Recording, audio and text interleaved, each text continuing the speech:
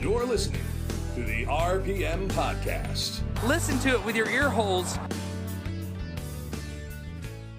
And here we are again, episode 164 of the RPM Podcast. It is February 26, 2020, 6:30 p.m. on a Wednesday night. We were going to do this show last night, but they're doing something crazy in my neighborhood where they were shutting the power down every once in a while. They sent us a text saying from 7 p.m. to midnight they could shut our power down at any time. So, and they were shutting it on and off. So we were a little afraid to do the podcast last night. Unfortunately, we're on those same circumstances tonight, so hopefully we don't get shut off here. I'm Scott Riggleman, your host in Manchester, New Jersey, at the Edge of Divorce Motorsports Studio. My brother, he's been sipping down Shamrock Shakes. They're back out on the market. He's up in Farmingdale. Tim Riggleman, how are you? I'm good, ready to go. Did you have any Shamrock Shakes yet? I see them advertising them again and stuff. I had one so far. You had one. What location did you buy it at? Where did we go? Out by Great Adventure. The one Jackson? Yeah. Off exit 16 off there off of 195? Yes, correct. They have. I'd say pretty much all the McDonald's have Shamrock Shakes nowadays. I don't think you ever go in one now and they don't participate in that. I think they all have them now. Yeah. I did notice that they're doing something a little bit different with the Shamrock Shakes this year. They're also doing it with like the flurry style, aren't they? With Oreo cookies or something? Yeah, I saw a picture of that, but I went the old school way. Sticking with the original. Yeah. And we got our producer down in Waretown, New Jersey, Josh Matthews. He took a break from building his homemade rocket in his backyard so he can come in and do the show with us. How's your rocket coming out, Josh? I'm trying to keep the flamey end down right now. That's my main goal. You guys know much about that? I did read that there was a guy built. I watched a video of it. I saw a video of it. What's that, Tim? I saw a video of it. Oh, did you really? Yeah. Josh, you know anything about it? I know nothing about it other than the guy was building a homemade rocket. I think his goal was to try to get 67 miles above the Earth. I guess from at 67 miles up, you can tell if the world is round or flat. And he was one of those guys swearing it's still flat. Yeah, well, I mean, there was some talk about whether he actually believed that it was really flat. Like he kind of said that, but it was almost like he was joking a little bit about it. But he was definitely a daredevil. I know there were a few quotes about him saying that it was kind of a flat Earth, but or whatever. But I saw the video as well. It looks like the chute just ripped off during launch, and supposedly had a backup chute, but it never deployed. It opened, but it opened too late. Okay. And so that was he made a nice little crater out in the desert there. And well, why would you want the chute to open at launch? You don't. It wasn't supposed to. Oh, okay, but it did. Is that what you're saying? Yeah. Like imagine somebody packed it wrong, like at a drag race, and you hit the throttle and it falls out and opens up. Oh, okay. And like ripped off. Isn't that kind of what happened to that rocket car that Evil Knievel? Yeah, I was gonna say, didn't it happen to Evil Knievel too? Yeah. Except with him, it didn't rip off. It, just deployed and screwed up the whole, and he didn't make the distance that he wanted to. This guy, it deployed and then ripped off. So now he's flying without a chute, is what you're saying? And then when it's time for him to descend, he had nothing to slow him down? Exactly. Pretty much, yeah. So it was just that's a tough way to go because it's coming. You know what I'm saying? There's nothing you can do about it. Going into turn one with no brakes. Basically. Where did this happen at? Some desert out west it looked like. So, take your pick. Then I guess this guy was building this rocket on a shoestring budget because someone said his regular job he was like a limo driver or something like that. Yeah, that's what they said. Yep, limo driver.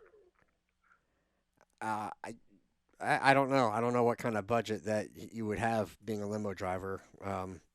But yeah. Rockets are not cheap. So, apparently this one was. It worked. It worked. Yeah, no, it launched. I guess you got to give him that, but I don't know. You know if this was his first time doing something like this, or has he done it before in the past? He did a lower altitude launch. I want to say it was like last year or something. Yeah. Yeah.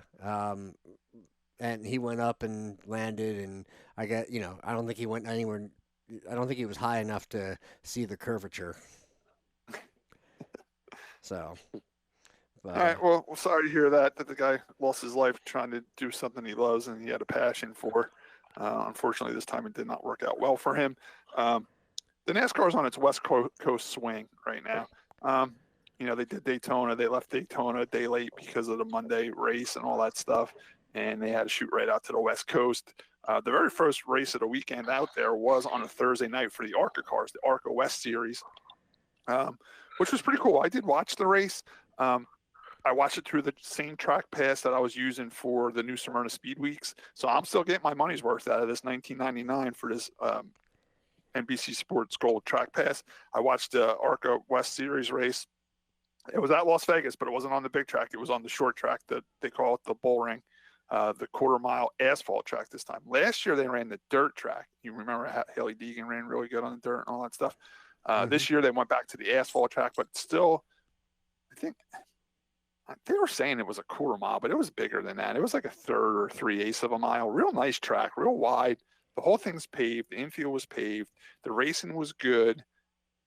They had 17 cars there, which isn't great, but which isn't horrible for that division either. There's been times they've been as low as 12 to 13 cars. They had 17 out west. There was one cool car I liked out there. It wasn't the newer style car with the spec engine and the composite body style. It was still one of the very old steel body ARCA cars okay. with a built motor in it. And, the guy was way under budget, old car, old everything. And his number was -0. And when they asked him why his number was -0, he said, because that's his budget. So that was a cool story. He was getting a lap about every other lap, but he did finish. I think he finished 13 or 14 laps down.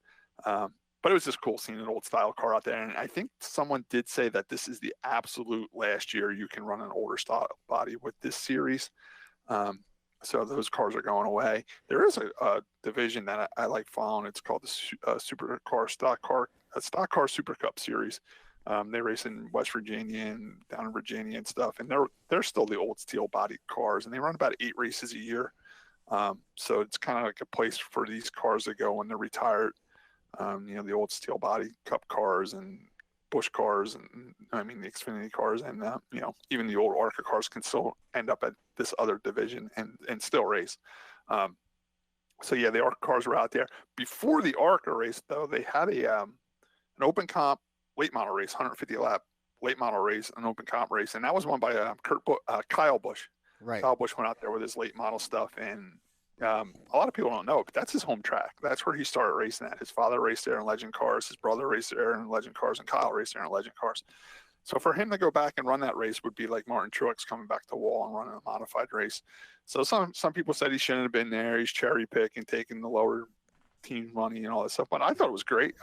He came back to his old racetrack and raced, and he won again. He hasn't been there in many years, and came back and won the race. I like when guys do that. I don't think they should put him down for doing it. And then I tell you what, Kyle Busch doesn't apologize for nothing either, because some people are like, oh, he comes out here two cars, a tractor trailer, fancy hauler, and all this stuff. He said, listen, this stuff is available for anybody to purchase. Anybody can purchase a transporter, a tractor trailer. Anybody can purchase a spare car.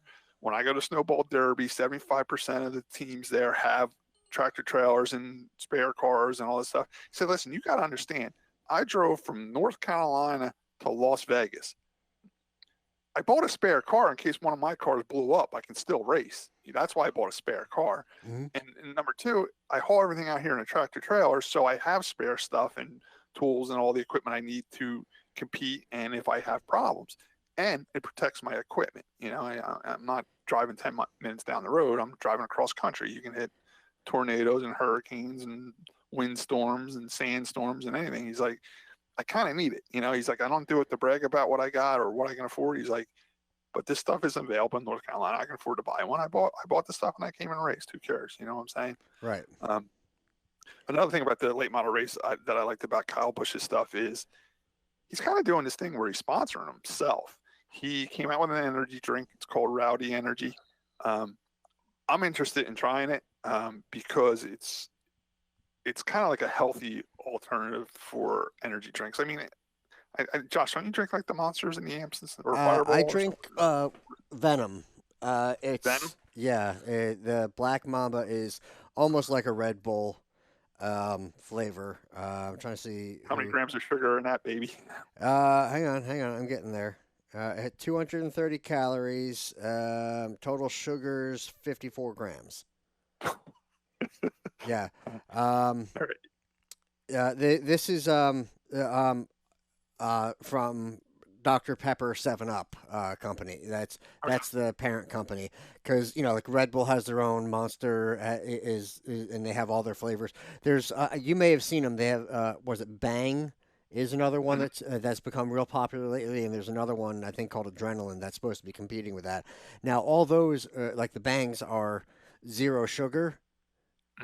So in a way healthier, but it's like the aspartame or whatever, so it actually gives me a headache. Okay. And I actually drink these not so much for energy, but to help combat when I have a nasty headache because of the caffeine. Right. So I unfortunately need the ones with the sugar because with the natural sugar versus the fake, sugar, because otherwise it would make Cancer sugar. Yeah. Yes. But just I used to love energy drinks before I had the weight loss surgery. I drank Monsters. I supported the Cup Series. I drank Monsters. I like the way they taste, and they work for me. I get up in the morning. I didn't drink coffee at the time. I would grab a Monster energy drink and I'd go to work. And I tell you what, it would keep me awake till 1 o'clock in the afternoon. 1 o'clock in the afternoon, I'd have another one. You know what I'm saying? But a lot of sugar. Now, with my new diet, I can't go over 13 grams of sugar. And Josh already showed one can that had 54 grams of sugar. Yep. Kyle Busch's energy drink called Rowdy, it's supposed to be all healthy stuff, and that's what gives you the energy. If they work or not, that's another thing. I don't know. But he's not selling them anywhere yet. Right now, he's saying he's just getting them out there. He wants people to taste them and rebuy them. You can only buy them through his website. I was gonna say, wait, are they like not FDA approved yet or something? No, they are. He just doesn't have distribution yet. He's just getting it going. He's so right now you can only buy it through his website. I might log on there and see if I can buy a case and try it. And he says, and once it gets sales are up through the website, then he'll start doing distribution at any place he can get into. I'm not opposed to trying it. I'm sure Monster's helping him with this. He's a Monster athlete or whatever. I'm sure they're helping him. He's always had some tie-in with an energy drink. Tim, didn't he used to have the what was the other one? Nitro or something like that? The NOS? NOS, that was it. Yeah, I think he was tied in with NOS for a while too. Yeah. But when it first came out, I thought it was a little weird that he had an energy drink with his name on it, because they aren't healthy. They are full of sugar and caffeine and stuff like that. And him and his wife are like fitness freaks. And I heard him talking about it, and he said, "No, this is a healthier alternative for an energy drink, and it's got all like ginseng and stuff like that in there to give you the energy." So I want to try it. I think it's real cool. He's doing it. It almost gives him a reason to race, and he's paying for his own race and throw. It kind of works together. I mean, he's been sponsored by so many different companies and promoting their brand stuff. So he might as well promote something that he can sell on his own, and it's something his family can benefit from. Well, I'm willing to try it, but the energy drinks don't normally work for me as far as energy, because I have ADHD, so it actually has the reverse effect. So coffee and energy drinks slows you down. Well, yeah, it'll calm me down, and I can go right to bed. I mean, I'll have to pee. That's about it. Yeah. So. I mean, is this something out on the market? If anybody wants to try it, or if anybody has tried it, let us know. Let us know what you think. How many grams of sugar do you think a Shamrock Shake has? What size? What size, Tim? Yeah, the big one, of course. I tell you what, 54 is pretty high, Tim. I remember when your kids came into my camper, Mom bought them with some cheap ass like orange soda or something. I just grabbed the can, and that was like the highest I've seen in a long time. I think they had 64 grams of sugar in them. Oh, wonderful. Yeah. All It's just weird. The cheaper the soda is, the more sugar it's got in it. You think it would be the other way around because sugar is expensive, All right, Tim. A large Shamrock Shake is 800 calories with 113 grams of sugar. They're good though. And for what it's worth, because we said my energy drink here was what 54 grams of sugar.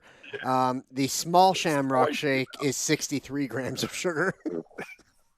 So a large Shamrock Shake has 100 what? 113 grams of sugar. And 800 and some calories. 800 calories. Yeah, they only come out once a year. You can have a couple and never kill anybody. I guess those 3 cheeseburgers I had with it didn't help any. All right, so Kyle Busch did win the late model race. I did watch the ARCA race. It was dominated by a kid named Sam Mayer. It was a good race. Josh, you have the top 10 for that race? Sure. I was on the wrong page here. Okay, so I'm still on the Shamrock Shake calories there. So anyway, the top 10 for the Arca Menards West Series is Sam Mayer gets the win. Jesse Love, Blaine Parkins, Gracie Trotter, Trevor Huddleston, Lawless Allen, Jack Wood, Todd Souza, Austin Reed, and Gio Scelzi are your top 10. Yeah, it was a good race. I enjoyed racing. It was a lot of kids. I think there was only like one guy my age out there driving. It was mostly 15, 16-year-old, 17-year-old kids, but that's where they're starting now, and they can afford to do it, so they're doing it. And like I said, it was on Track Pass. If you still have the Track Pass from New Smyrna, keep an eye on what's on it. There's still some great racing going on there. Yeah, definitely keep up to date or keep yourself posted on that schedule because sometimes if you don't know what's going to be on, you're not going to know to, Yeah, because some of that stuff's midweek, like you don't expect the race to be on Thursday night, and it is. And the race did come on late. It came on 11 o'clock East Coast on Thursday night because out there it's 8 o'clock, Mm-hmm.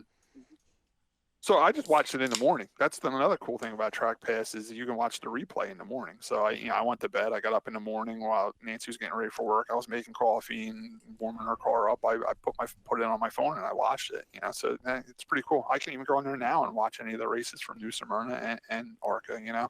But like Josh says, there is an alert. Like there's an alert that tells you there's a race coming up and it's going to be on. All right, so we're moving on to the truck race now. The truck race was good too. I tell you what, I liked Vegas. The track was real racy. I know it's a mile and a half, and a lot of people put mile and a halves down, but this mile and a half is pretty good. The restarts especially are really exciting. A lot of 3 wide, 4 wide stuff.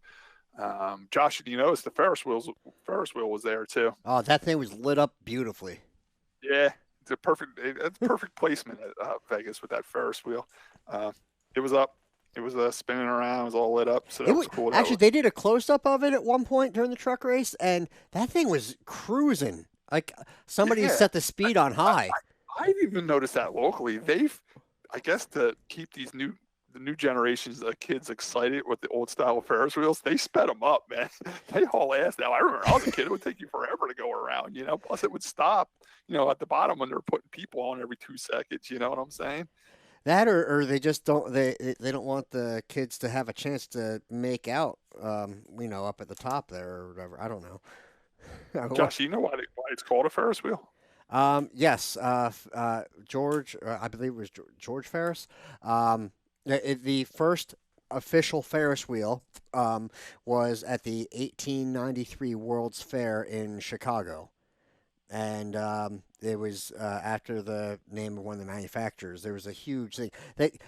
Each car held like 20 people on that thing. Oh, really? It was absolutely massive. Was it a guy's last name Ferris or the name of the company Ferris? The guy's last name. Yeah.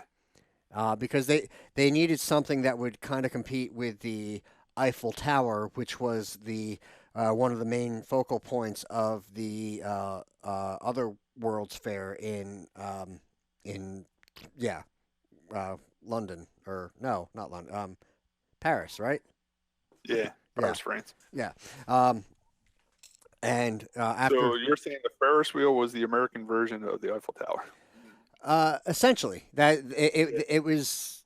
They needed something big and something that would be a conversation piece. You're right. For the World's Fair. which I don't know how Moving that on even to the came truck together. race, it was a very good race. Totally dominated by Kyle Busch. Another thing I've been doing that Nancy kind of turned me on to was I've been betting on NASCAR. Um, With what service? I'm just curious. DraftKings. Okay. Through DraftKings, it's pretty cool. It's a little confusing because there's 9 million different ways you can bet. So I kind of just do it through Nancy's phone. She's got it set up pretty good on her phone. My first bet was,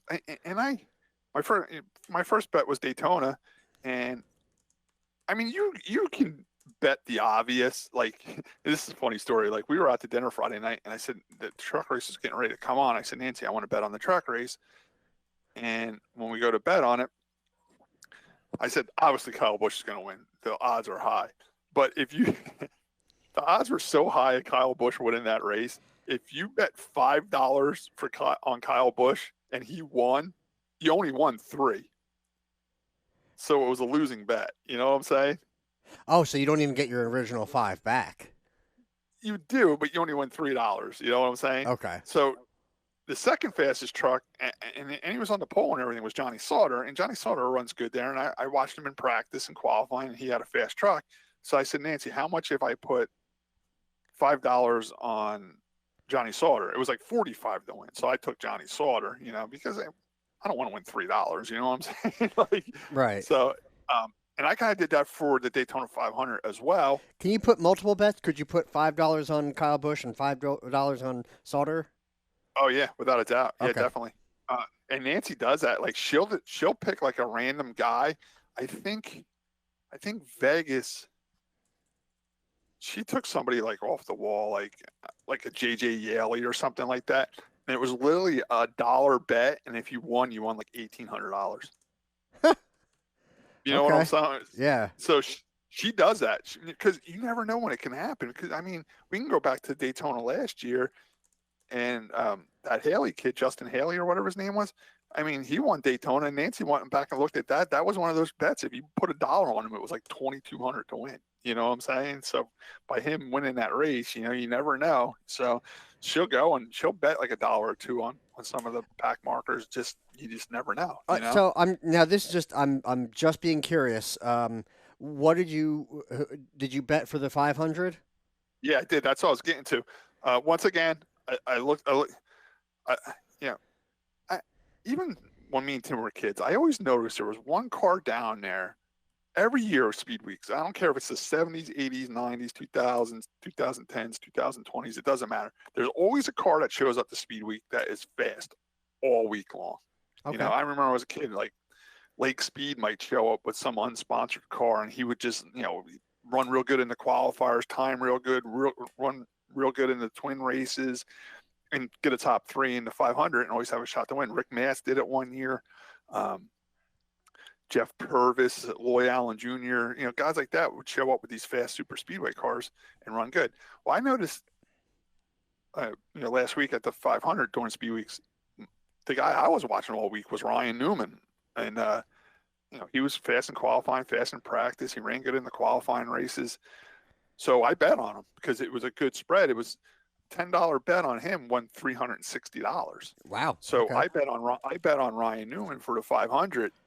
200 yards from the line, me and Nancy are jumping up and down screaming in the living room. We got this race won. Next thing I know, the guy's flipping through the air and they got curtains out and they're dragging him out of the car. You know what I'm saying? So my bet went real bad. Yeah. But man, I almost won $360.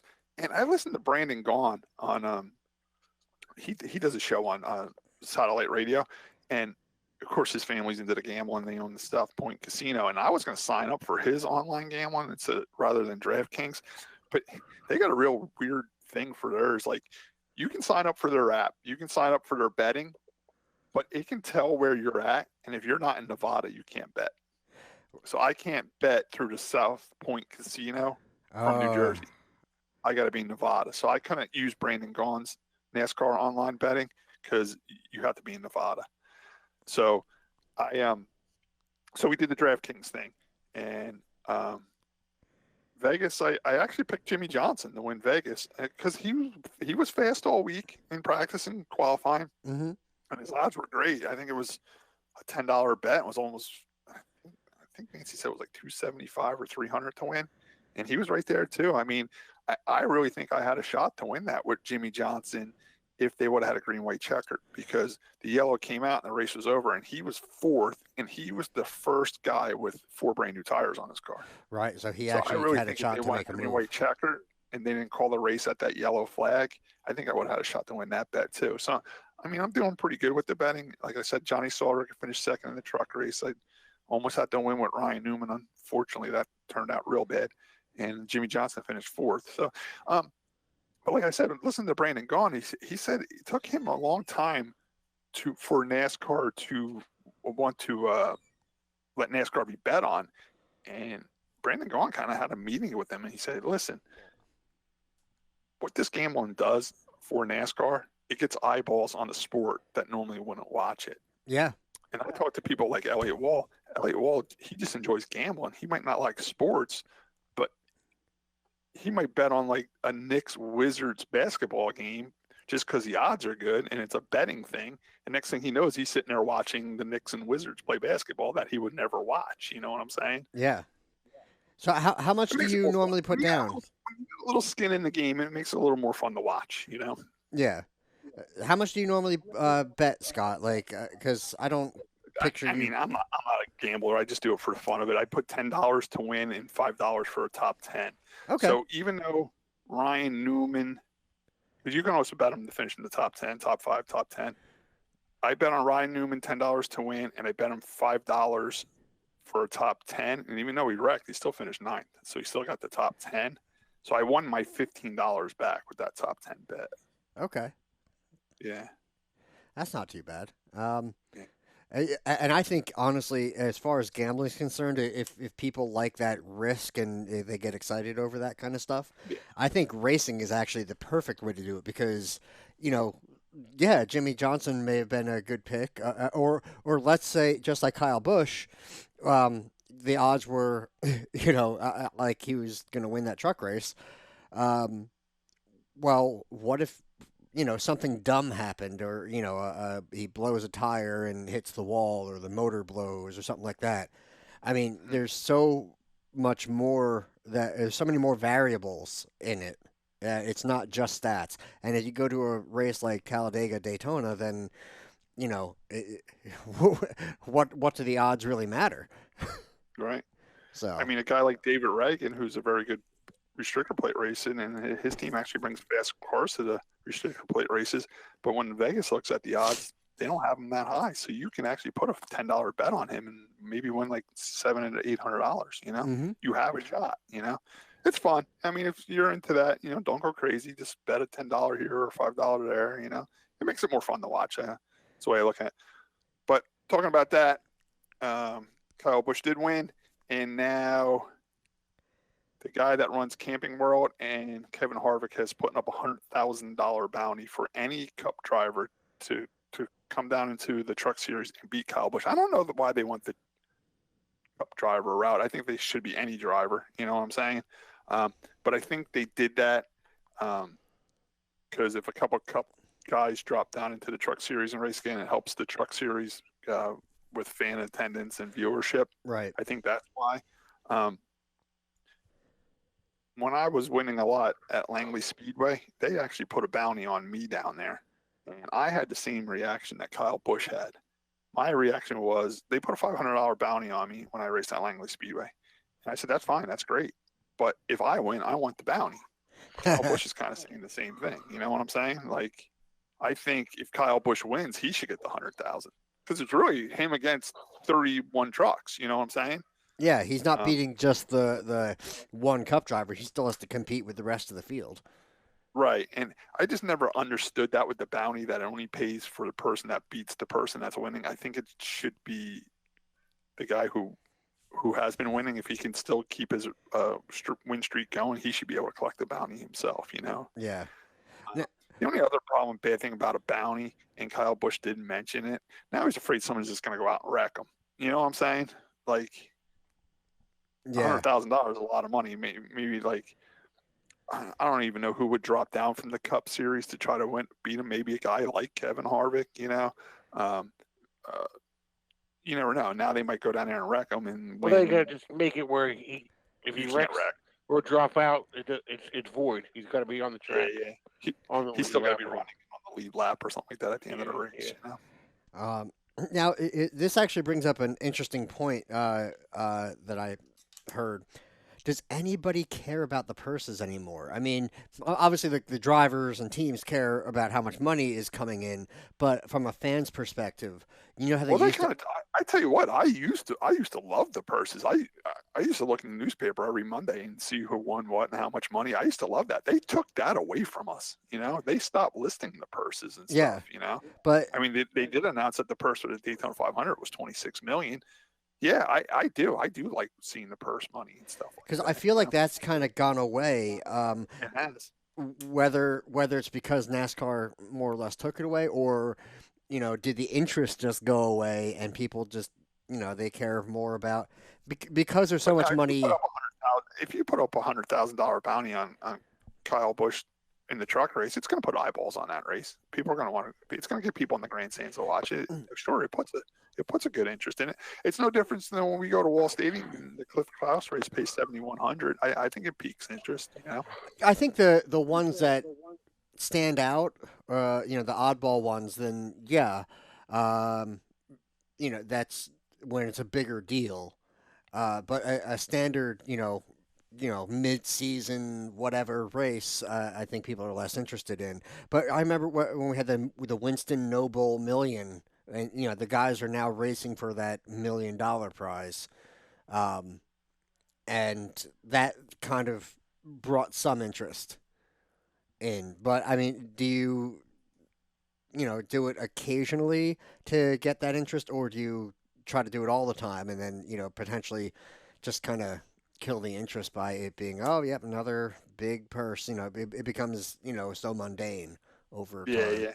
I understand what you're saying, but the truck race doesn't have a big purse, and when they do throw in the extra 100,000, something to talk about. Just no different in the Xfinity race when they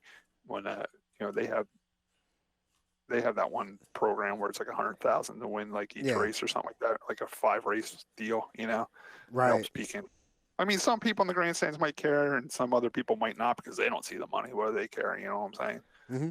But I think in a special situation like this, where you're making it like, wow, Kevin Harvick went down in the Truck Series, and if he beats Kyle Busch, he wins 100,000. I think it definitely puts people in the seats to watch that happen. No, I think so. All right, yeah, you got the top 10 for the trucks, Josh? Yep, as we mentioned before, Kyle Busch takes the win. Johnny Sauter, Austin Hill, Matt Crafton, Rhodes, Smith, Gilliland, Gray, Friesen, and Creed are your top 10. All right, and then we're moving on to the Xfinity race. I did something different for the Xfinity race this week. They did get about 43 laps or 48 laps in on Saturday, and it poured. It rained. It was a washout. So what they did, which was kind of weird, they used 9 times out of 10 they just have a first thing in the morning, and then they go on to get that race over and then go into the Cup race. This time they elected to do it a little bit different. They had the Cup race first, and then an hour following the Cup race they finished the Xfinity race. From a guy like me in New Jersey, sitting on the couch on a Sunday afternoon, I loved it. I loved watching the Cup race. I loved taking an hour break. We watched another show.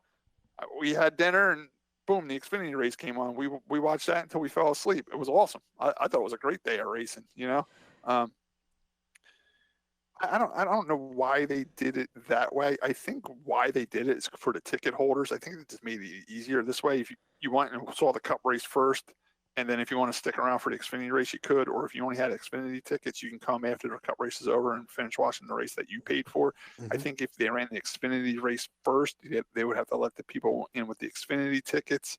And then when that race is over, you got to chase them out. And then if they have a Cup ticket, they got to come back in. I've seen that happen at racetracks before. So I think that's why they elected to just say, all right, we're going to have the Xfinity race after the Cup race. And anybody can stay and watch it, or anybody can come in and watch it. You know what I'm saying? I'm still... I still love that of the 2 days a year that it rains in Vegas, that it had to be the NASCAR race. It happens when they go to Arizona too. It's just weird. NASCAR shows up in the desert and it rains. And it wasn't just a sprinkle.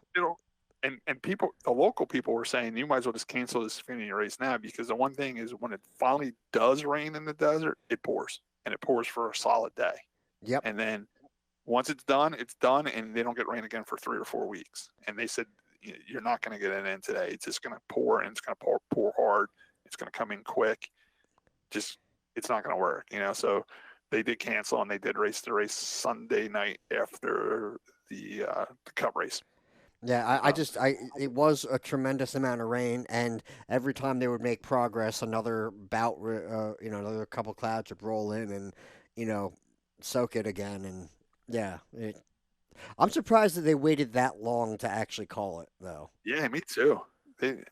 One thing you can say about NASCAR, they don't give up. They do everything in their power. Even when you're like, it's over, give up. They're still out there trying to drive the track. You know what I'm saying? Like they give it their all. They definitely say in their ticket they try to get the race in that schedule, and they try to get the race in that schedule. But no, it was cool watching the Xfinity race after the Cup race. It was a good race. The Xfinity is kind of like losing its lure for the Cup guys to drop down in it. NASCAR's finally kind of getting what they want. They're kind of getting a totally separate series, for these guys to grow, to hone their skills and then move up to the Cup series. There wasn't any Cup guys in the race, which is kind of cool in a way. It's kind of bad in a way because, people do like watching the Cup guys. But a guy like Ryan Sieg, I went to Daytona Dover with that race team one week, and Bruce Cook was the crew chief, and he got us pit passes with that team and everything. And they've been building that team pretty good, and they ran good. They ran great on Sunday afternoon. I think Ryan ended up finishing third, so that was good to see that small team finish third and run up front most of the day. It was a good race. I enjoyed it. Do you have the top 10 for that, Josh? Yeah, I was going to say, with Kyle Busch running the Truck Series, I was surprised he didn't try to do a triple. Yeah. I was shocked with that too, being that it was his hometown, or Kurt Busch. I'm surprised Kurt Busch didn't try to put something together.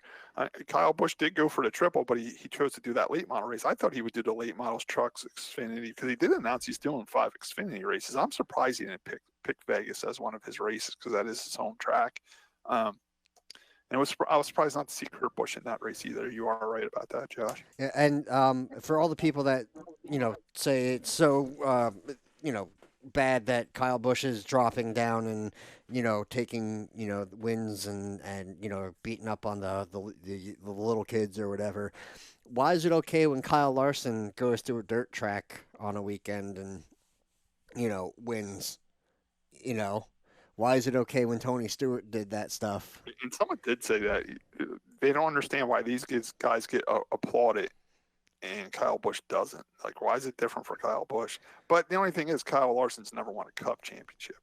He's only won a handful of races, where Kyle Busch has won Cup championships in many, many, many. Yeah, but races. You're still talking about like the top series. Supposed to be so elite.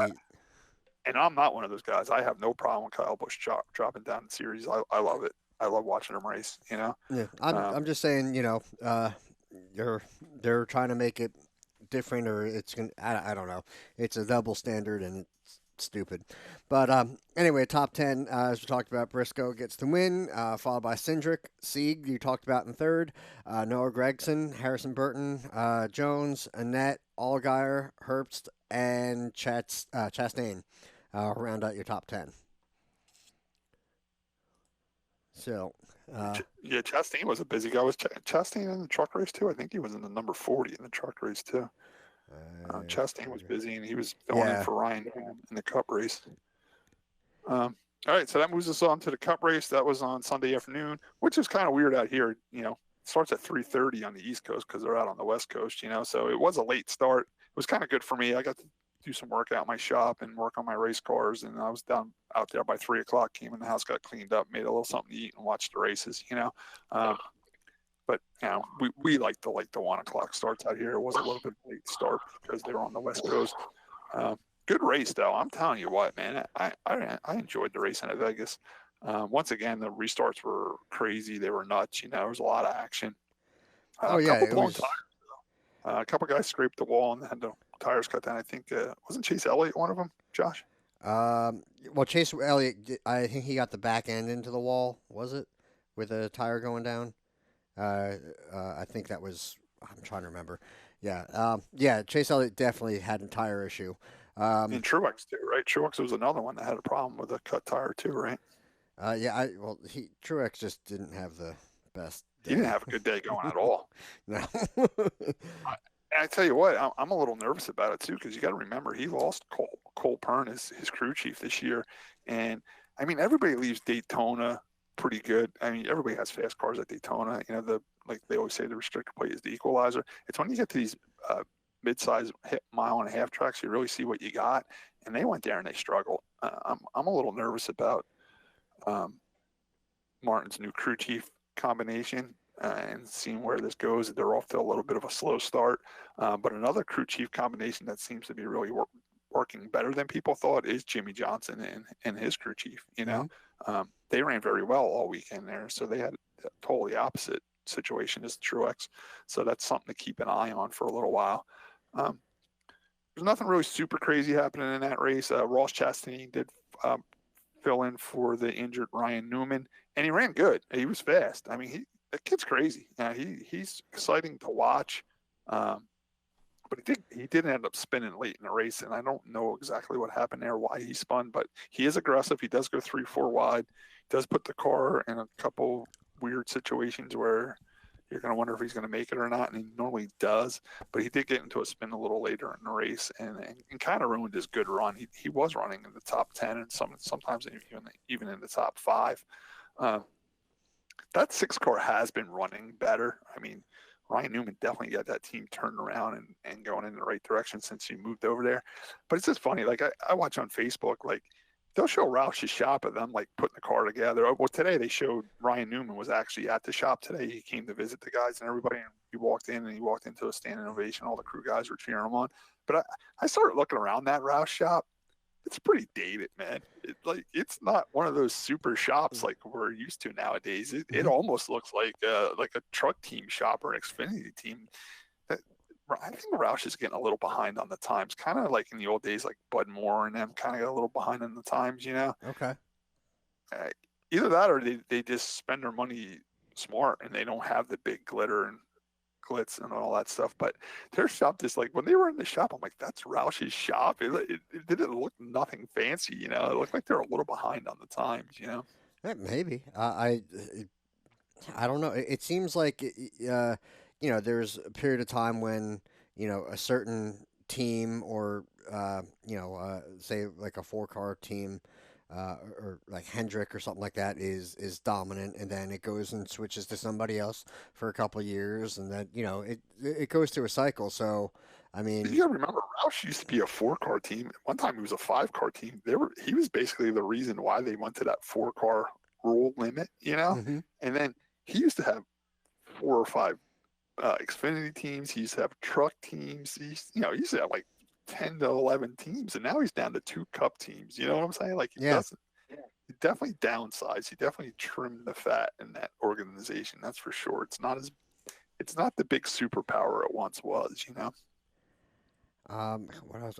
Now we mentioned Newman showing up to the shop, and I know there's no timetable for his return, but it seemed kind of odd that like they haven't mentioned exactly what the issue is. They say it's like it's a head injury. yeah. It's a head. So is it a concussion? Is it like what are they looking at? That's what I'm thinking. Because they've It's just not too bad. He's out fishing and everything like that. Thank God. Hey, he's probably on like a concussion timeout or something. Yeah. I just want to make sure that everything's okay. And Tim, you're right, because with this new point system and structure, he doesn't have to rush back and still can win a race and run for the championship. Yeah. All right, so All right, Josh, you got the top 10 for the Cup race? Joey Logano gets the win over Matt DiBenedetto. Ricky Stenhouse Jr. in third, which that was a pretty good finish for him, being that it wasn't a plate track. Austin Dillon. Jimmy Johnson in fifth, which is, you talked about how much better they're doing. Another surprise was Bubba Wallace finishing sixth. Then Keselowski, Harvick, Larson, and Ty Dillon is your top 10. I kind of felt bad for Ryan. I kind of felt bad for Ryan Preece too, because him and Ricky Stenhouse were on the same pit strategy, and they were actually like a lap ahead. Like they had something weird where they pitted early and got tires and everything, and then the yellow came out, and they were actually a lap ahead of the field. so here's Ryan Priest in a perfect position to get a nice top 3 or maybe even a win, and something breaks on his car. Yeah. Where, can you tell me where Joe Gates finished? Number 51? Oh, Joey Gates. Yeah. Is that who Hot Pocket spotted for? Yeah. 31st. Okay. Not too bad. He beat 9 of them. I think, Scott, you know how they used to do He beat 7 of them. every week they tell you where Dick Trickle finished? Yeah, he want Joey Gates to be our guy. Every week we should do, because Hot Pockets is spotted for the top 3. We'll do Joey Gates. And yeah, him and that, and then Joe Graft and the whatever we call it, Xfinity. Joe Graff actually got a little bit of airtime because he didn't pit when it rained in that Xfinity race. So when it went under red condition, he was actually leading that race. So for the whole time that the Xfinity cars were in the garage, he was actually the leader of that race. And when they went back to the green flag, he was the leader of the race. So he actually got some good airtime. They actually played. You heard Hot Pockets on there. The crew chief asked what happened, and Hot Pockets came on. Said the guy just turned down on us. Yeah. Yep. And he spots for number 20 truck, Spencer Boyd. Okay. Spencer's pretty good. I think that's Austin Hill's truck or Tyler Young's truck. Tyler Young, bro. Yeah. Austin Hill used to drive it, and the Young family owns that truck. So yeah, no, that's 3 perfect teams we can keep an eye on through the year. We can see where Joey Case keeps finishing every week, and Joe Graff. Of course, Joe Graff's a local guy right from Mahwah, New Jersey. So it's cool to keep an eye on those guys. Actually, where do they go next, Josh? They're staying out on the West Coast. I think they go to Fontana next, right? I'm going to check that in a second. I was just going to point. I think where did Natalie Decker finish? 21st, but she was still running. So after. But with a good finish at Daytona in 5th, and then 21st. So I mean, I don't know. I'll probably end up jinxing it, but she's not destroying stuff, or she's kind of out of that funk. And if you want to talk about women drivers a little bit, I've been following that Angela Rutch, which is Derek Cope's niece. Okay. Her last name is Rutch. It's Ruch. She has something called the Rutch Life. Mm-hmm. It's kind of like a YouTube channel, like a story of her life and how she's trying to race and everything like that. And I guess she got accused of getting into a big fight with Parker Klingerman on Twitter and like cursing him out and calling him a little wimp and a twerp and all this stuff. He was commenting that there should be some type of protocol for you to be able to race in the top 3 series, because when Angela pulled out to do her time trial lap, when she came off pit road onto the banking, she spun out. So she couldn't even get up to speed, and she spun out. So there was this whole, he put this whole thing, and then from Angela Rush's Twitter account, they were slamming Parker Klinger, but then Angela came and said, "Oh, that wasn't me. That was my husband, Michael. He was on my phone while I was sleeping." So she said it wasn't her, and then she said that she only spun out because she had a flat tire. She said she had a right rear flat tire. That's why she spun out, and she did have to come back down pit road and then go out and try to. They gave her 1 lap to qualify. So okay. I'm not really sure what happened there, but I do keep an eye on her, and I do follow her on social media. She's driving for a very small team, Josh Remy's team, and I got to know them a little bit too because they actually got me in the Dover once too. So I'm just following them with the smaller team and see how they're making out. Scott, you were right. They are going to Fontana. That'll be for the Cup Series. It'll be Sunday, March 1st, 3:30 p.m. is the start time. Now, where do they go from there? Do they go to Sonoma after that? Do they stay out on the West Coast, or do they go to Phoenix? Phoenix. They do go to Phoenix, and then I think it's Atlanta, and then back down to Homestead, I think. Yes, that's correct. All right. Before we get off the Cup stuff, are you done with those trucks, Scott? Yeah, we're done with them. Tim, whatever you want to talk about. Everybody keeps asking. I know we skipped the Daytona stuff, but everybody wanted me to make sure we talked about Trump being at the Daytona 500. I thought it was cool. I thought it was great. I think he did a great job. I think it was well done. I think it was really cool that I tell you what, I listened to Darrell Waltrip, and I didn't know this, but Darrell Waltrip was actually on the plane with him. Yeah, flew with him to Daytona. They invited Darrell Waltrip to go with him to talk to Donald Trump about racing and explain a little bit to him about the Daytona 500 and history. And Brian France was on the plane with him too. Darrell Waltrip had nothing but good things to say. He said Donald was just a regular guy on the plane. He had his grandchildren with him. The grandchildren were really, really excited to go to the race. The grandchildren were very excited to try track food. They all wanted hot dogs when they got on the ground. I thought that was pretty cool. He did take a lot of heat because he left as soon as his duties were over there. But I listened to Dale. It ended up raining anyway. Well, that's what I'm getting to. I listened to Dale Jr.'s podcast as well, and Dale Jr. said, his wife said you better get home too. Yeah, Dale Jr. said he was embarrassed to say it too, but he left right after he waved the green flag because his wife and daughter were home in North Carolina, and his wife kept calling him saying that the daughter was acting up and crying and wasn't doing good, and she wanted him to come home. And they said they had to get out of there because the weather was getting so bad that the planes were going to be grounded. So if they didn't get out of there by like 4:30 or something like that, they weren't getting out of there at all. So that was the main reason why Donald left so quick. That's the main reason. Now we know why Dale Earnhardt Jr. is not racing anymore. He was told no. She's like, get home, stop playing with your friends, and get home. He's having to come home. Well, he had planned for staying for the whole race, but the problem is the weather. Killed it. I mean, he came back the next day, you know. You could have 16 nannies there helping that lady with that kid. Give me a break. But another thing I learned by listening to Darrell Waltrip was he was supposed to drive that car that they're calling the Beast now, the limo that they drive Donald Trump around in. I guess that's like kind of like the Pope Mobile now. I was new to that. That was the first time I ever seen that. Do you know anything about that car, Josh? Well, it's built on. They gave those stats about it. It's supposedly 22,000 pounds. Yeah. They were afraid it wouldn't stay on the bank. They were afraid it wouldn't be able to go fast enough to stay up there. I mean, if it can't go, I mean, you got to have a beast of a motor in that thing to be able to move 22,000 pounds. Fast. They won't say what it'll do from 0 to 60, but it's supposed to be fast enough to get out of a bad situation quick. You know? Yeah, I mean, I'm sure it's not, supercar compatible, but it's probably pretty good. I'm kind of wondering what type of power plant it would have to be able to do that. They were saying what the glass was supposedly 5 inches thick. Yeah. It's basically the Pope Mobile. Yeah. It's styled a bit differently. I still think they could have gotten fast enough to stay on the banking, but they Darrell Waltrip was supposed to drive it around Daytona, but he couldn't get because he didn't have training driving that Beast Mobile, whatever they're calling it. Right.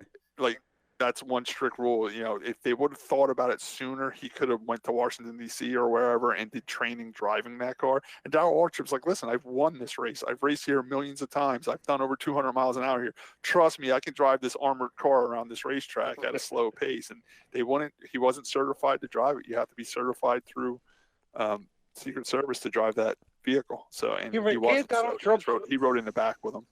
Can't Trump be president? It's like, no. Yeah, right. Can't Trump overrule that, but they're so strict with protocol, So yeah, Darrell didn't drive it, but then Darrell said he was fine not driving it because he got to sit in the back with the family and everything like that. And as they were riding around the track, he was telling them the names of the grandstands and what turn they're in, and they're going over the tunnel turn, and here's the campers, and he was like the tour guide. You know what I'm saying? Yeah, because that was Donald Trump's 4th time there. Yeah, he's been there before. He's been to the races before. Even like Nancy said Trump wanted to build a NASCAR track outside of Atlantic City. So he's not new to NASCAR. He didn't show up, totally for a publicity stunt. He likes racing, He likes sporting events. He likes them. Josh, what do you think of the whole thing? Yeah. I honestly don't think it went that badly because it didn't make it too political. It was, he said, not at all. He said something about, NASCAR fans love God and their country and, something about a great race. I didn't look at it political at all. I looked at it as just a great American moment. You know what I'm saying? Yeah. I thought it was awesome. I'm not a political guy at all. He had a big smile on his face. His wife looked awesome. She looked happy to be there. It was just it was a great American moment. I really liked it. I didn't mind it. I was afraid that it was going to turn into like a big Trump rally, and it really didn't. I didn't think it was that bad. I do think that if it wasn't, coming up to an election, he might not have done it, or it might not have been what it was. Well, Florida's a huge state when it comes to that, isn't it? With the electoral votes or whatever. Yeah, It's yeah. like 54, something like that. And to get it on national TV and get all of these NASCAR fans, which I mean, let's face it, they're all probably going to vote for Trump anyway, prior to him doing this. But this is one of those things to further secure that vote, I guess. So I mean, I guess on the ride down there on Air Force One, Darrell Waltrip was telling him the story and showing him pictures of like when Ronald Reagan flew in, the race was already going on, and Ronald Reagan was flying in, and they had that great picture of Richard Petty on the back straightaway with Air Force One behind him, and Donald Trump says like, "Well, what can we do cool? The race ain't going. You know, what can we do cool?" And then someone said, "Why don't we do like a low flyover?" And they did. They did like a low flyover with the. Yeah, they call it something, a wing or something. They call it winging the racetrack or. Yeah, something. yeah. So they flew over low before they landed, which was pretty cool. He said the kids were all into going to the Daytona 500. The full family was into it. He said when he was on the plane with Donald Trump, he was a grandfather. He didn't feel like he was on there with the president of the United States. He had 7 grandchildren on the plane with him. Negative Ghost Rider. The pattern is full. I guess there's an office in the front of that. He said Darrell said he did have to excuse himself a couple of times to go up and do some things in the office, a couple business things, and then he came right back and played with his grandchildren. I don't think it was too bad. I thought it was an interesting thing. I liked it. I mean, we were at Sherry Comerford. She was having a Daytona 500 party, and I tell you what, the whole room there, everybody loved it. It gave me chills seeing that. I thought it was great. It's like I said, I'm not political at all, but if you weren't proud to be an American race car fan, racing driver or whatever, you're never going to be. That was like. Tim, did you watch the Daytona 500 with your daughters? Yes. How did they feel about President Trump? Their mother is very anti-Donald Trump, and I guess in school they're pretty, here we go and being political, but in Little Silver School District, Donald Trump's not very well liked, I guess. I don't know. So they didn't like him being there? But they thought they were out jumping up and down and screaming, and they were proud to be an American for that, with Donald Trump for that 10 minutes. They got to see a different side of him then, Yeah. All right, well, that's why he left early. The weather was bad. The weather was coming in. They knew it was going to rain. They had to get the planes out of there. He was going to stay and watch more, but he had to get out of there. All right, we're moving on to the local section. There's not much to talk about in the local section. There's a couple things that I have going on my plate that I wanted to share with you guys. I finally got to sit down and watch that movie, Ford versus Ferrari. Josh has first versus Ferrari on here, but it's Ford versus Ferrari. That was autocorrect. Great movie. It's a little long though. It's like 2.5 hours or 2 hours and 45 minutes. I tell you what, Nancy actually liked it more than me. She loved it. It's great movie. Very well done. Some great movie stars in it as well. That movie's basically a pissing contest between Ford and Enzo Ferrari. That's basically what it is. They didn't like each other, and they just didn't like each other. I guess Ford was supposed to buy Ferrari, or Ferrari was supposed to sell it to Ford, and then the last minute he didn't. And you got to watch the movie. It's pretty funny though when the guys were over there trying to finalize a deal, and Enzo Ferrari was telling the Ford people no. Yeah, he pretty much told them, go back and tell him this, and what he was saying wasn't nice. He was pretty much saying all your engineers are sons of whores and all this stuff like that.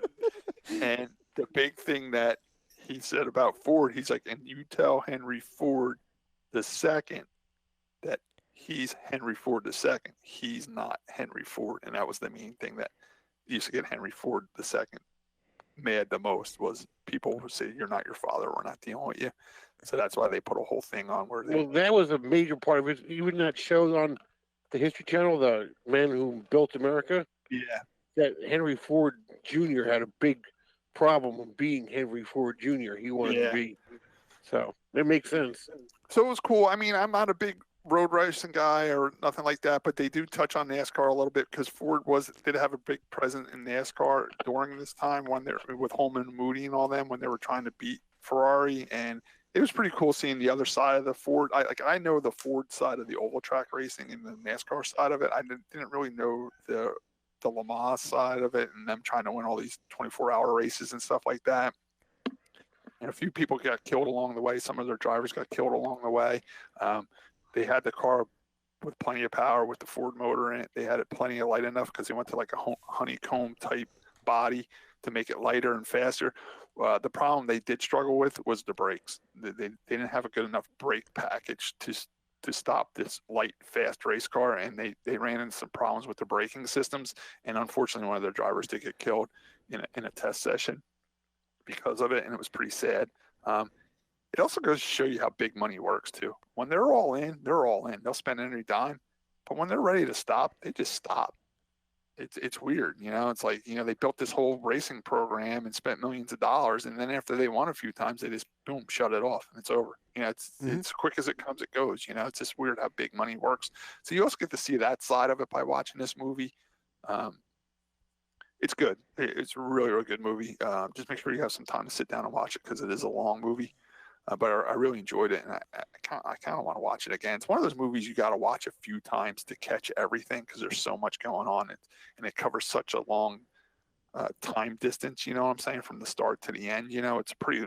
They're trying to do like 10 years worth of stuff in 2.5 hours. Yeah. You know what I'm saying? So it's one of those movies you got to watch a few times, and it's pretty funny because they put down NASCAR quite a bit because when Carroll Shelby's trying to sell this whole program, the Ford.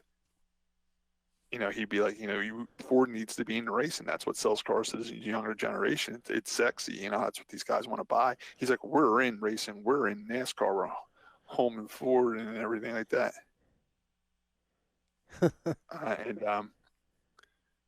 Hold on one second. Yep. I'm definitely gonna put that. So it's kind of cool, like. He's saying, yeah, we're in racing with NASCAR. We already have that sex appeal.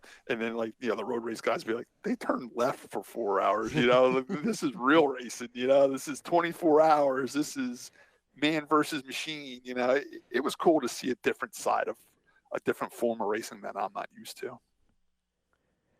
I'm gonna put it on the list of things to watch.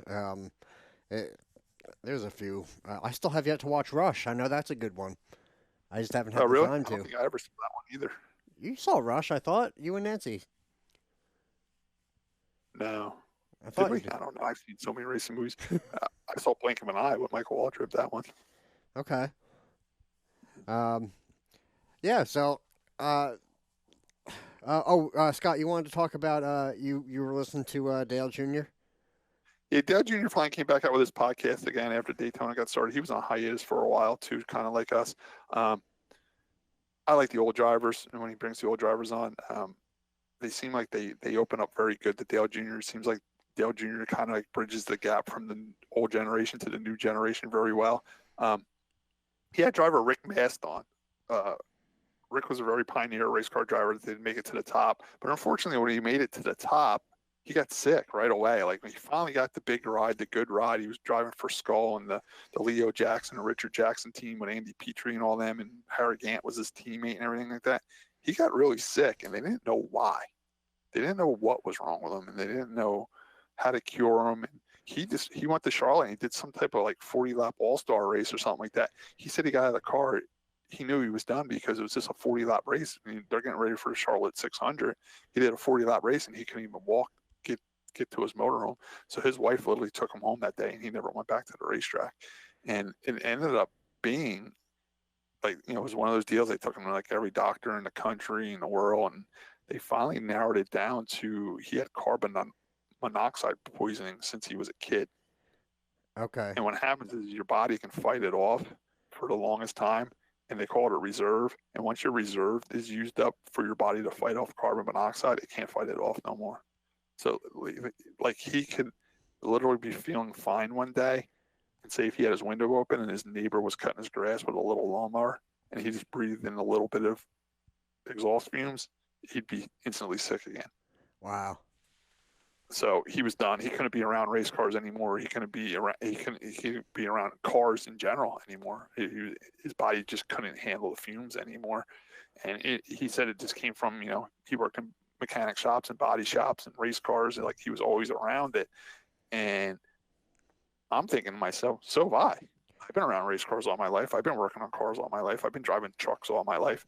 Just, he said some bodies can fight it off and some bodies can't.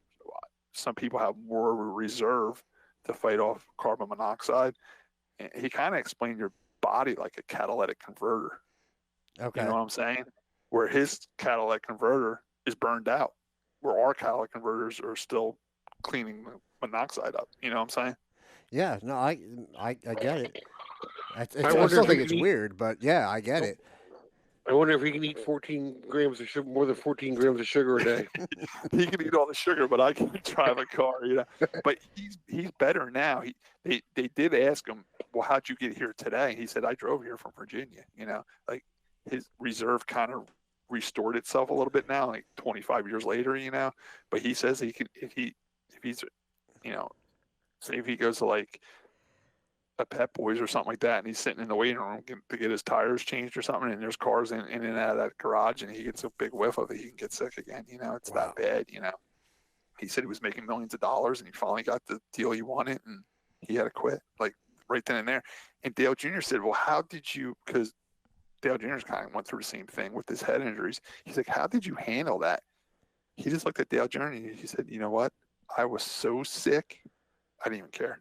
He's like, I didn't even care. He's like, I just wanted to live. Driving that race car and making money was the last thing on my mind. It was. He's like, Junior, you don't understand how sick I was. Like, I couldn't even lift my head up off the pillow without puking. He's like, I thought I was dead. He's like, my mind didn't even think about my racing career anymore. It was just survival to live. Wow. Yeah. Yeah, it's And he even said even when he was all done and he started feeling a little bit better, he had opportunities to come back and race, and he didn't want to do that because they explained it like the reserve thing. I'm saying, like, he brought up the Neil Bonnet thing where with head injuries, your head can handle bangs a bunch of times, but once that reserve's gone, he kept using the word reserve. Now that your head can't handle it because it already did it so many times, the reserve's gone. It can't fight it no more. So like Neil Bonnet, that's the problem. Neil Bonnet had his head was, the old world would call it, mushy head. You know what I'm saying? yeah. His reserve was gone. Whatever molecules or whatever were in your head that could fight off a head injury are gone. Your reserve's gone. Now you have nothing left in your head to fight it off. And Neil Bonnet didn't have that. And it was kind of like a weird, touchy situation. He even said that about Dale Sr. He's like, Junior, Neil Bonnet wreck was very similar to your dad's wreck. I was on the track the day Neil Bonnet wrecked. It was an early morning practice that Neil Bonnet wrecked in, so a lot of people didn't see the wreck, and there's only like one grainy footage of it. You know what I'm saying? Mm-hmm.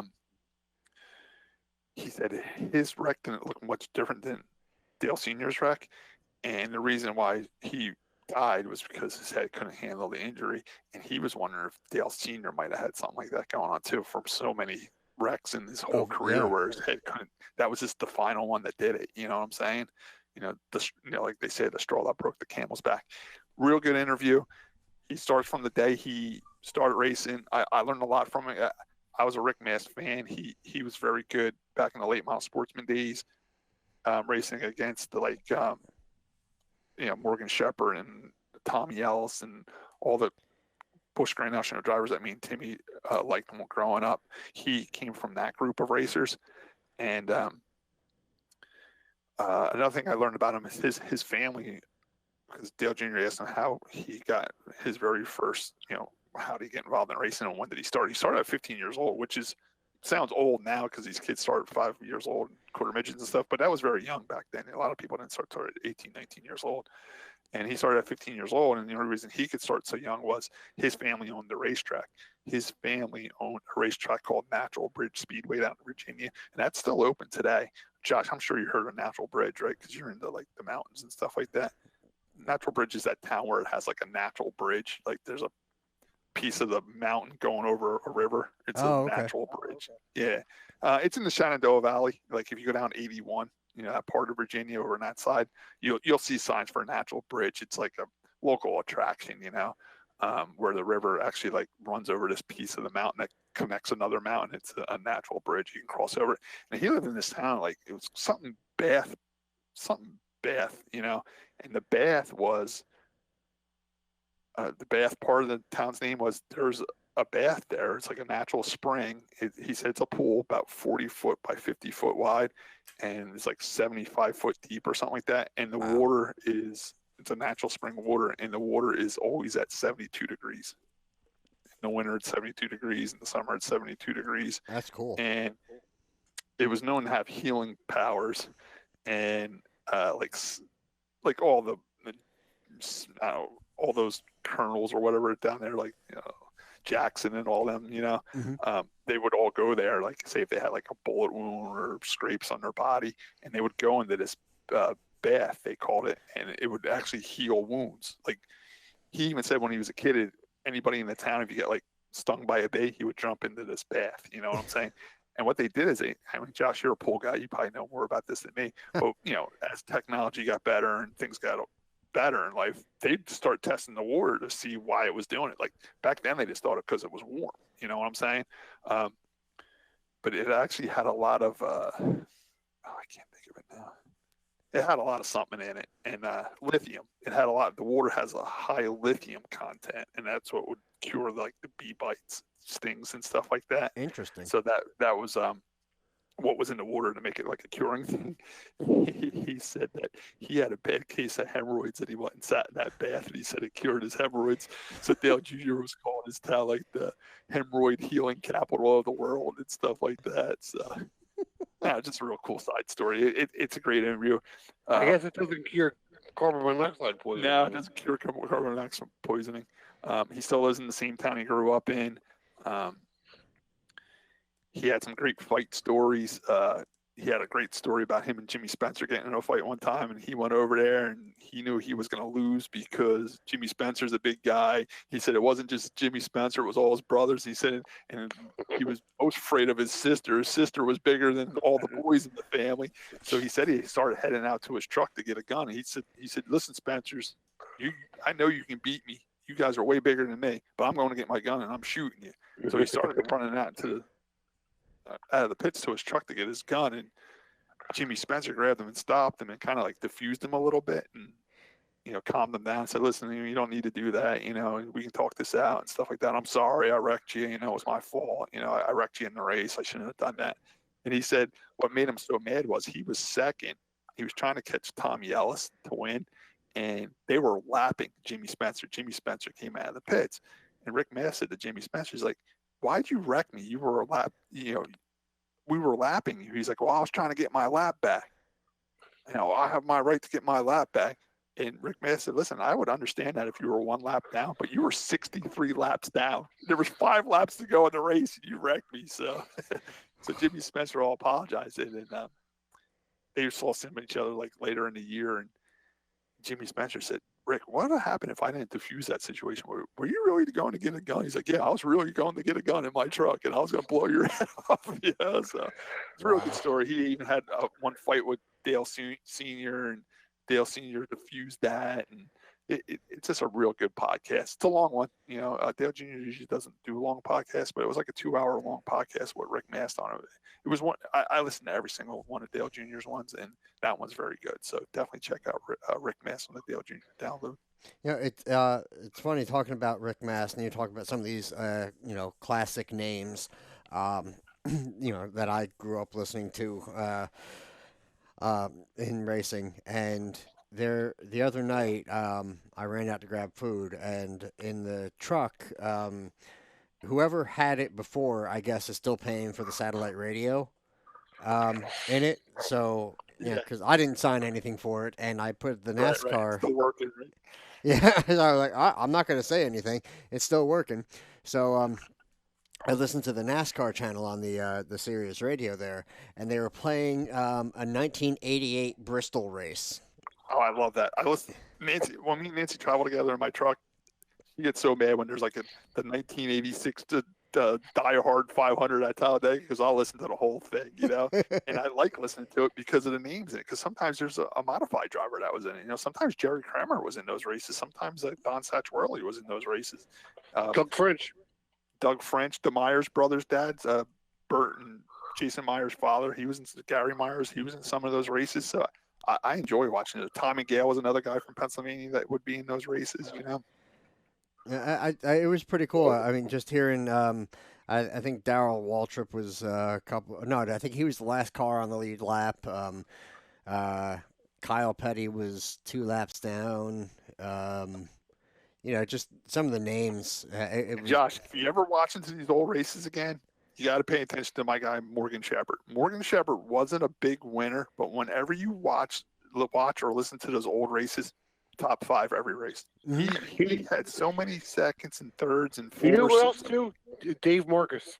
Dave Marcus was always in the top 10 too. Yeah, whenever they would run the top 10 down, he's always in the top 10. Yeah, I mean, a lot of people don't understand why I was such a big Morgan Shepherd fan because he doesn't. I think he only has 4 career wins, and I think 3 of them were at Atlanta. He was real good at Atlanta. Mm-hmm. But man, when you listen to those old races, whenever me and Nancy are in my truck traveling, and I said, "You watch where I guarantee you Morgan Shepherd will finish in the top 5. He's always like 3rd, 4th. He's always right there, And he wasn't never really in great cars either. I mean, I think the best ride he had was the Wood Brothers cars. He was just a good finisher. He could finish it. He could get the most out of the equipment and finish well. That's why I always liked watching him race. Yeah, I was Lake Speed was another one that I think they were working to get his car back out there. I hadn't heard that name in quite I tell you what, I like Lake Speed too. Lake Speed was a great race car driver. He was a kart champion. He won a kart championship over in like Europe. He beat guys like Nigel Mansell and stuff in karting. He was another guy. He built his own race cars. He could set up his own race cars. He never had the big funding behind him. Never raced for the super teams, but he did good for what he had. Mm-hmm. Here's another one. We talked earlier in the show how there was always a fast guy at Daytona. I remember one year he showed up with that '83 Purex car, and he was fast all week down there. He almost won the 500 one time down there. Another name which was fun was Mike Joy was a pit reporter at the time. Yeah, when he first started. So I thought that was neat, and it's like, oh yeah, I recognize that. But that was for MRN, and in 1988, and yeah, so just. It was a total throwback, and it was just really cool to listen to. So, a lot of times they have those races on to fill empty air on the NASCAR channels. So a lot of times when I'm driving home from like Big Diamond at like 2:00 in the morning on a Friday night or Saturday morning, they always have an old race on, and I always listen to them. Matter of fact, when I drove home from me, like 3:00 in the morning, they had an old race on. I listen to every single one of them. I don't know why. I just do. I don't blame you. And honestly, I'll take I'll take those races over a lot of the call-in shows that they have, because I know. It's the same question over and over. Like this week, it's when's Ryan Newman coming back? When's Ryan Newman coming back? When's Ryan Newman coming back? How many times can you hear that? So, yeah, and they're either from Tuckerton or Alabama, and I can't tell which, because it's I saw that race there, and oh god, I just those call-in shows prove one thing to me. There's a hell of a lot of people out there that see a totally different race than I do on Sunday. Well, because Dale Earnhardt was the best ever, and it's been almost 20 years, and we can't let it go. Yeah. Dave Moody will shut him down sometime. Don't tell him how it is. Yeah. No, he's a good one. Yeah, his tweets are actually fun. When Jack Arut's drunk, he's funny. Okay. You can tell by the end of the show, and like the last hour of Jack Arut's show, he's all banged up. He's ready to fucking argue with you. Tim, I just thought about this, but you've been to that musket race up in New Hampshire, the Musket 250 race. Mm-hmm. During that short track super weekend they have at New Hampshire at Loudon, Did you see what they just added to that weekend up there?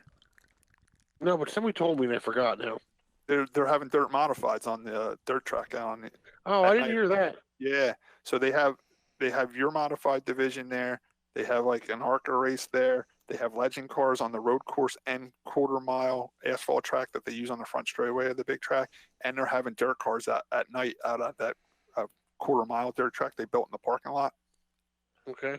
So that's going to be a real busy weekend up there. It sounds like it's going to be a great time up there. Hopefully that's one of the races you can go up to. I know you love that weekend. You always said it reminded you of like the old Race of Champions weekends and stuff. Yeah, So, it's a fun time. To that weekend now too. It gets to be the point like we just said, but you're there from 5 o'clock in the morning. Yeah, and that dirt car I'm race sure you'll be by done by the time.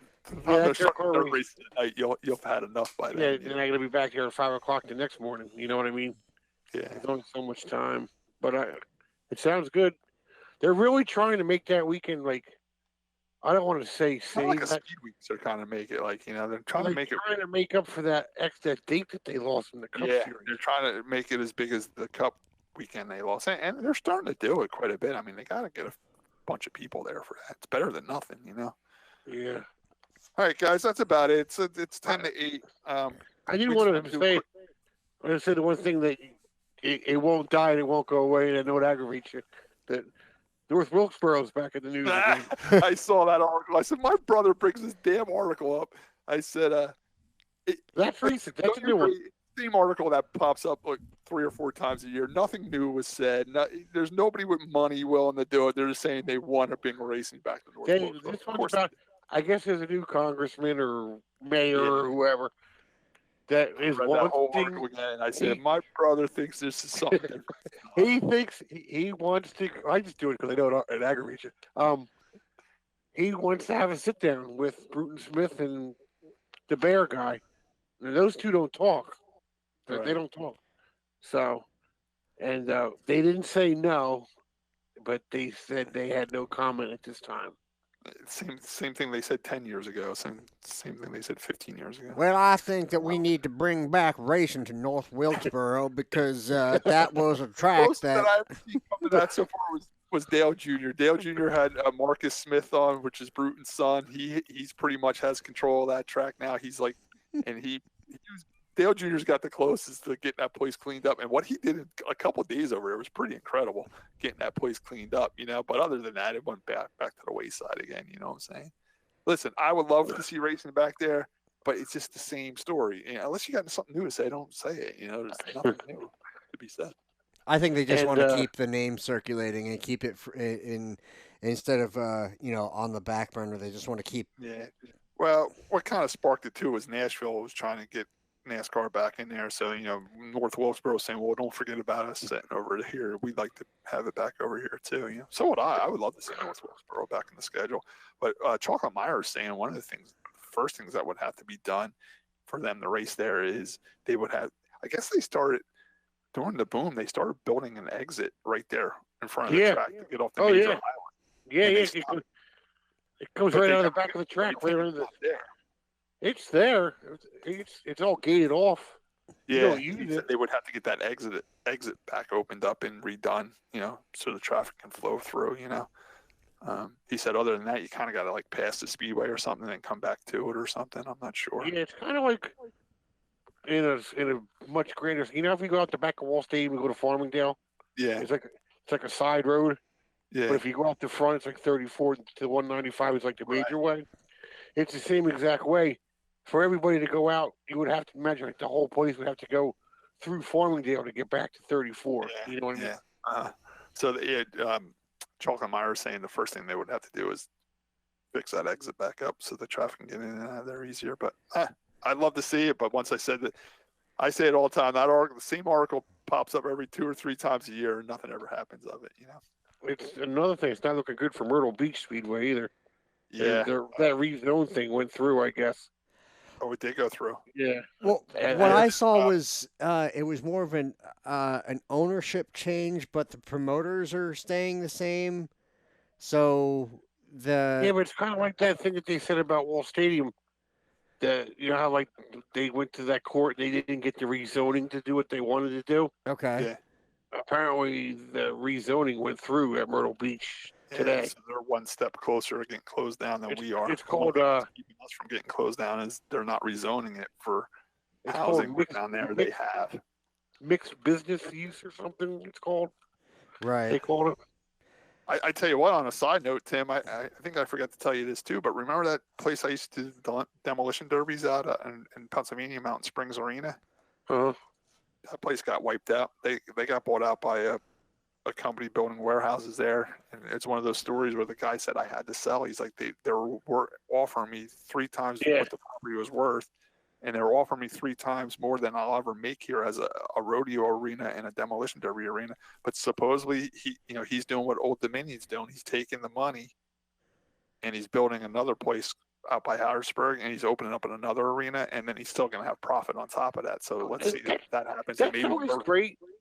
That always sounds great, but it never seems to work. The guy at Shangri-La Speedway, he did that. Yeah. And you never hear anything. I guess that track's not open, from what I understand. And really, as nice as they built Old Dominion, it's really You don't not hear set- anything about it. You don't hear anything about it. Nah, you know? they're not really setting the world on fire. It's Yeah, kind of more like a road course type place. It's almost like a rich guy rents the track and drives his sports car Yeah. around it. Yeah. It's kind of a I Millville was thing. getting it. Yeah. All right, so- guys, it's 8 o'clock. I want to get going here before they start shutting my power off. I know the show wasn't the greatest one. We just wanted to come on and say hi to everybody, let everybody know that we're still in business here. I'm sorry we didn't get. We really wanted to do something after the Daytona 500, but by the race being on Monday, that pushes a day behind. And then Tuesday, I think Josh was doing something. He had an appointment, and then Wednesday, I couldn't do it. So if we can't get on the air by Wednesday, we might as well not even do it because it's all old news by then. So we're real sorry we didn't. I mean, it was we're coming off one of the biggest race weekends of the year, and we weren't able to do a show. We kind of apologize for that. That and But I think everything was so overcrowded with the Ryan Newman thing. We were just gonna be beating a dead horse on that too. Right. So I mean, and we promise you guys over the winter we do the best we can. We guarantee you once the short track racing gets started up, we'll be doing it every Monday like always. But we just wanted to come on tonight and say hi to everybody and do a quick show. And we appreciate you guys listening. You guys want to do what have we learned, or you just want Yeah, to I do. I do. Okay. All right, Tim, you go I don't have first. nothing, so go ahead, Josh. I want Tim to go No, first. I do have something. Uh-oh. Don't try building a home rocket that shoots up 67 miles in the air. I'll have to send you the link Josh, to are that. you sure the Earth isn't flat? Because I'll tell you what, when I was down in the Keys in Florida, you look across that ocean, man, it was flat. I didn't see any curvature. I got nothing. Go ahead. That's something I learned. And if you do build a home-built rocket, make sure to parachute. It's packed, right? on it. Yeah. Apparently, between Evil Knievel and this guy, if your parachute opens up while you're launching, you're in trouble. That's very true. All right, Tim, what did you learn? I learned that Nancy likes to pick random guys up and see what happens with them. the betting goes. You wrote that too down, Josh, didn't you? Yeah, I did. That was my second one. I see when Scott said that. I see you type it. I'm like, oh, I'm stealing that one, Josh. Is that all you got? Yeah, that's all I got. Okay. all right. Well, Tim, what about we learned that a Shamrock Shake has 114 grams of sugar. Yeah, that was my first one. Yeah. That's 101 grams too much sugar for me. You know what I learned about that? Next time I order one, I have to get 2 cheeseburgers instead of 3. Today I learned that a bath can cure hemorrhoids, but not carbon monoxide poisoning. True. So that rounds it out for me. So yeah, we have stuff. We have more coming up. They're going to Fontana this weekend, and What's the countdown to the first practice at Wall Stadium?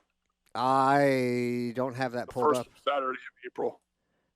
My first race personally is March 21st. I'm racing at the Outlaw Enduro Series at Grandview, so that's coming up quick.